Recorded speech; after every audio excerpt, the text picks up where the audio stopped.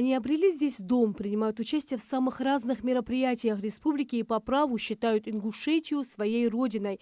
В мире, в дружбе и в братстве в нашей республике проживают представители 18 национально-культурных обществ. Азербайджанцы, армяне, турки, месхетинцы, афганцы, грузины, казахи и не только. Все они входят в Федеральную общественно-государственную организацию «Ассамблея народов России». Они укрепляют национальное единство и вместе с нами развивают нашу общую родину. Они живут в контексте с коренным народом, и нигде не ущемляются их права, наоборот, мы их больше поддерживаем и прощаем какие-то моменты, где можно было бы обратить внимание, потому что есть снисхождение и уважение к этим этносам, с учетом того, что все-таки на чужбине жить сложнее, чем у себя на родине.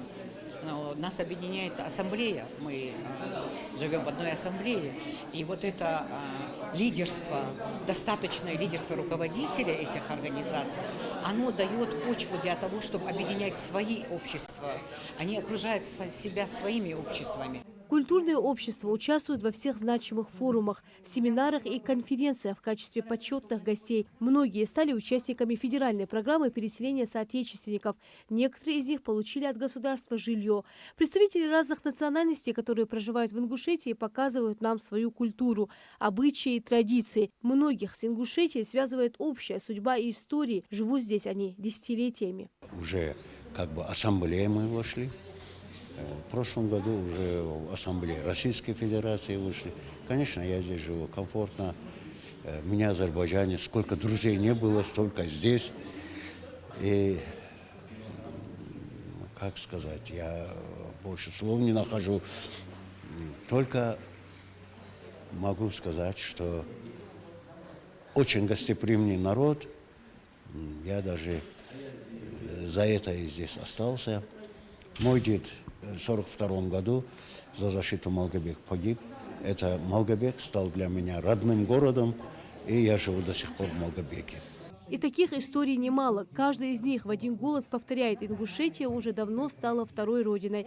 Председатель армянской национально-культурной автономии в республике Джема Епренян впервые в Ингушетию приехала 40 лет назад. Обстоятельства так сложились. Думала на месяц, но покинуть республику больше не смогла. Слишком сильно полюбила эту землю. Это уже наша вторая родина. Конечно, очень много друзей, уже как родственники, если мы всегда вместе. Любой случай бывает, и всякий бывает.